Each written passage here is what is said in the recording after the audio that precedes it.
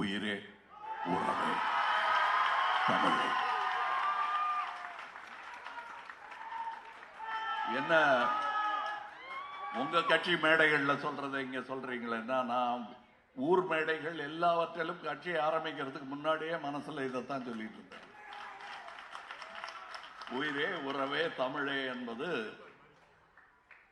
இதே அரங்கத்தில் 7, 8 அல்லது 9 வயசு இருக்கலாம், ஞாபகம் இல்லை. இதே அரங்கத்தில் நாடகம் நடிக்க வந்த போது அறிஞர் அண்ணா அவர்கள் பேச வந்திருந்தார்கள். 67 ஆகல. அப்ப இங்க உட்கார்ந்து நான் நிக்கிற இடத்துல அண்ணா பேசிட்டு இருந்தார். இதெல்லாம் கிடையாது. அப்படி பார்த்துக்கிட்டு இருந்தேன். அப்படி பார்த்துட்டு இருந்த பையன் இப்படித்தான் எல்லா விழா மேடைகள்லையும் பேசுவான். திடீர்னு என்னங்க இப்படி திசை மாறிட்டாருன்னா, திசை மாறவே இல்லை. ஒரே டைரக்ஷன்ல போயிட்டு இருக்கேன். எனக்கு காண்பிக்கப்பட்ட ஒளி, அது காட்டிய பாதை, அதில் நடந்து கொண்டிருந்ததால் மையம் உருவானது. இதற்கு காரணம் என்ன அப்படின்னா, நான் 40 வருஷத்துக்கு முன்னாடியே சொல்லியிருக்கேன். பல மேடைகள்ல கூப்பிட்டு விசாரிச்சிருக்காங்க, எப்படி இது 3 பேரோட நிறுத்திட்டீங்க, அது நியாயமான்னு. எனக்கு தமிழ் ஃப்ரீயா கற்றுக் கொடுத்த 3 வாத்தியார்கள். ஒருத்தர் உச்சரிப்பு, ஒருத்தர் உரைநடை, இன்னொருத்தர் கவிதை. நடிகர் திலகம் சிவாஜி கணேசன் அவர்கள் உச்சரிப்பையும், அவர் என்ன பேச வேண்டும் என்ற டயலாகை எழுதி கொடுத்த கலைஞர் எனக்கு உரைநடையையும்,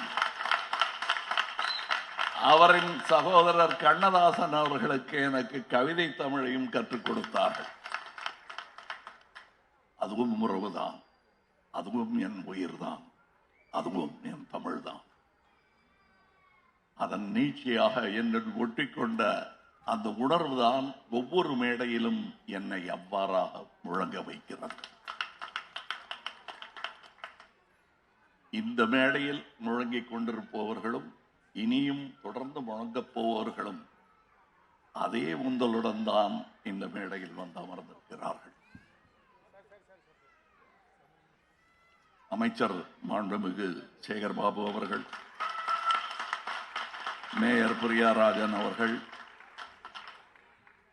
எங்கள் அண்ணா, என் அண்ணா என்று சேகர்பாபு அவர்களை கொண்டாடும் எங்கள் பர்வீன் சுல்தான்,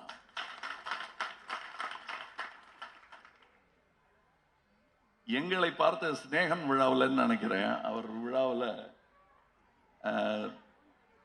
என்னுடைய சகோதரர் சொன்னார், நான் பார்த்தேன் ஸ்நேகன், அதாவது டிஎம்கே காரர் சொல்றாரு, கேட்டுக்க பாராட்டு அப்படின்னு சொன்னேன் நான் அவர்கிட்ட.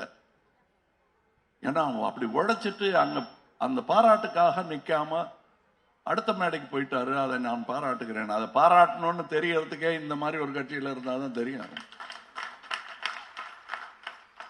கீழே ஒருத்தன் பேர் சொல்லலைன்னாலும் பரவாயில்லன்னு வேர்க்க விறுவிறுக்க ஓடிட்டு இருக்காங்க பாருங்க. அவங்களை அடையாளம் கண்டு கொண்டாலே அவன் தான் தலைவன். பேர் சொல்லலைன்னா பரவாயில்ல. இதெல்லாம் எப்படி உங்களுக்கு தெரியும்? கேளுங்க, இங்கே தாயகம் கவிட்டு கேளுங்க. காலேஜில் படிக்கும் போது அவர் அடையாளம் கண்டது யார் என்று பெயர் சொல்லுங்கள். நான் சொன்ன அதே பேரை தான் அவரும் சொல்லுவார். கலைஞர் பெயரை சொல்லுவார்.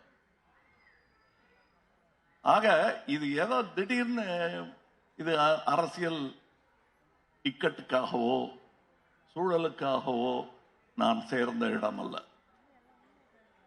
சேர வேண்டிய இடம்தான். எங்கள் கொள்கைகள் எல்லாம் ஒரே மாதிரியானது. நாங்கள் இது நிகழ்த்தி ஆக வேண்டும் என்று போர்க்கொடல் தொடுப்பது இவர்களோட அல்ல. நாங்க இது மாதிரி ஒண்ணு நிகழ்த்தணும்னு போட்டியா எலெக்ஷன்ல போட்டி போடும்போது நாங்க சொன்ன ஐடியாவா இருந்தாலும் அதை எடுத்துக்கொண்டு செயல்படுத்தி காட்டியவர்கள் இவர்கள். இவங்க கூட சேர்றதா, நம்ம யாருன்னே தெரியாதவங்க கூட சேர்றதா, அவ்வளவுதாங்க. இல்ல பெரிய சிந்தனை, அரசியல் அறிவு அவங்களுக்கு மட்டும் இருக்கிறதா நினைச்சிட்டு நமக்கு இல்லாத போல கவலைப்பட வேண்டாம். இன்னைக்கு நான் சொல்றேன், இந்த மேடையில் இது நம் துணை முதல்வருக்காக நாம் கொண்டாடும் ஒரு பிறந்த நாள் விழா. இதுல வடநாட்டில இருந்து யாராவது நம்ம பத்தி யாரும் தெரியாம இருந்திருந்தா இங்க அமைச்சர் யாரு, செயலாளர் யாருன்னு கேட்டா தெரியாது அவருக்கு. இப்படி காட்டிட்டு சும்மா உட்கார்ந்துருக்கிற காட்ட அவர் தான் அமைச்சரா இருக்குமோ அப்படிம்பாரு. சேகர்பாபுவை கையை காட்ட மாட்டாங்க, தெரியாது அவங்களுக்கு. ஏன்னா அவரை பார்த்தா அவர் ஏதோ இதோட இது இந்த நிகழ்ச்சியை நடத்திட்டு ஒதுங்கி போற ஆள் மாதிரி. அப்புறம் அங்க போய் உட்காந்துட்டாரு, ஓஹோ இவர் தான் அமைச்சரா இருக்குமோ அப்படின்னு தான் அவங்களுக்கு தெரியும். இங்கே ஓடி ஓடி உழைத்தவர்கள் அயர்ந்து உட்கார்ந்த இடம்தான் இந்த பதவி.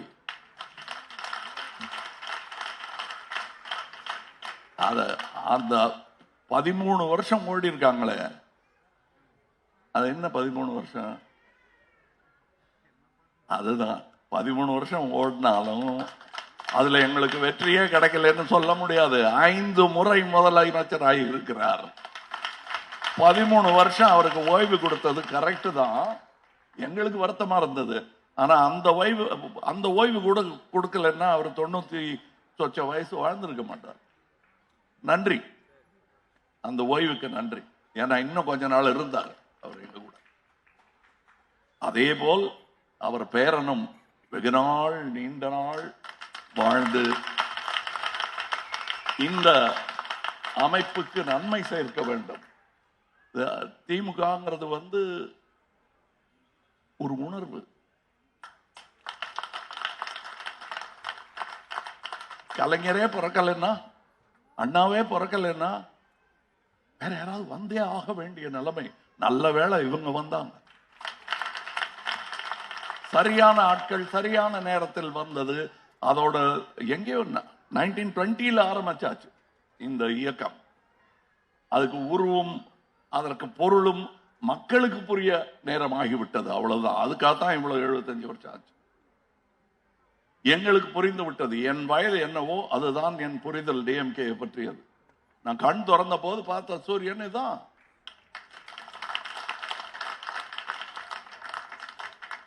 அதுல எனக்கு ஒரு இது இருட்டு வரும். நாங்க இருட்டு பள்ளம், நாளை சூரியன் வரும்.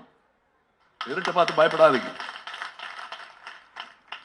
இருட்டை பார்த்து நான் பயப்பட மாட்டேன். ஏன்னா விடியும், அப்போ உதயம் வரும்.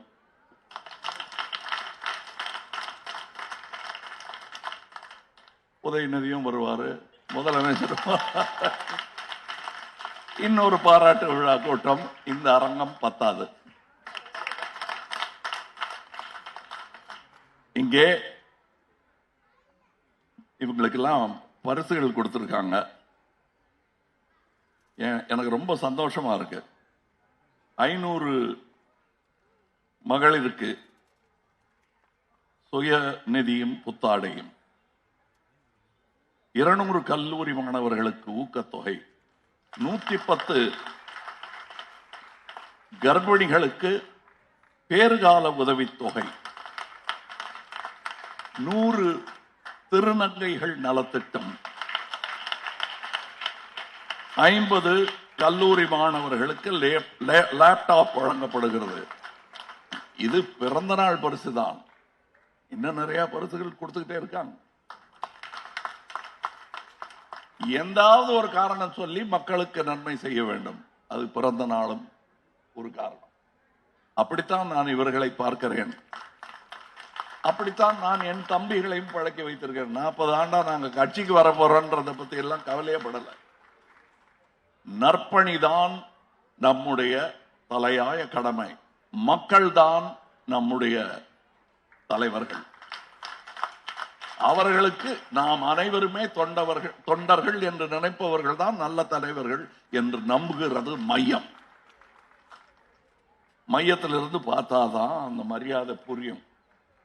நான் அங்கிருந்து பார்த்தேன். அதற்கு சான்று எப்பொழுது துவங்கியது மையம்? ஏதோ அவசரத்தில் துவங்கப்பட்டதில்லை.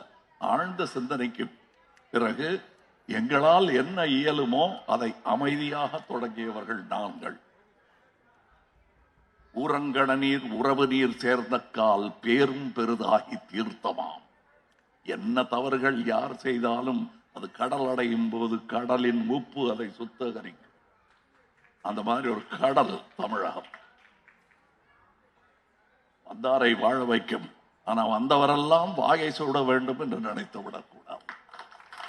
வாழ்வு தேடி வாருங்கள், கண்டிப்பாக கிடைக்கும். பாகை சூட வேண்டும் என்று வந்தால் எங்கள் போர்க்குணம் விட்டகலாது.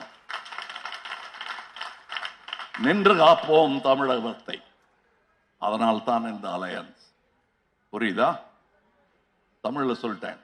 பட் இப்ப எல்லாம் மெஷின் வந்துருச்சு. இவங்க காட்டினாங்களே இப்படி சொன்னா தமிழ்ல அவங்களுக்கு டிரான்ஸ்லேட் பண்ணி சொல்லிடும். இனிமே தமிழ் லெட்டர்லாம் அனுப்ப வேண்டியது.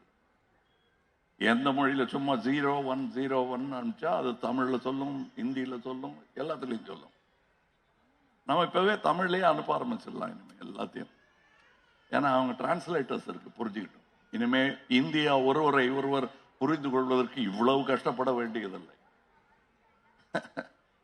இது நல்லவர்கள் சேர்ந்த இடம், வல்லவர்கள் சேர்ந்த இடம். அதில் நானும் வந்து இணைந்தேன் என்பது எனக்கு பெருமை, மிக பெருமை. அதே பெருமையுடன் மக்கள் நீதி மையத்தின் தொண்டர்களும் செயலாற்ற வேண்டும். நான் தான் வேற மேடையில் சொல்லிட்டேன், இந்த மேடை வாழ்த்தும் மேடை, வையக்கூடாது யாரையும். நல்ல நாள்ல யாரையும் வைய வேணாம். இங்க வந்ததுக்கான காரணத்தை உங்ககிட்ட சொல்ல வேண்டிய அவசியமே இல்லை. நான் திராவிடம் நாடு தழுவியது என்று சொல்லி பல வருடங்கள் ஆகிவிட்டன. அதற்கான அகழ்வாராய்ச்சி ஆதாரங்கள் தான் இப்பொழுது கிடைத்துக் கொண்டிருக்கின்றன.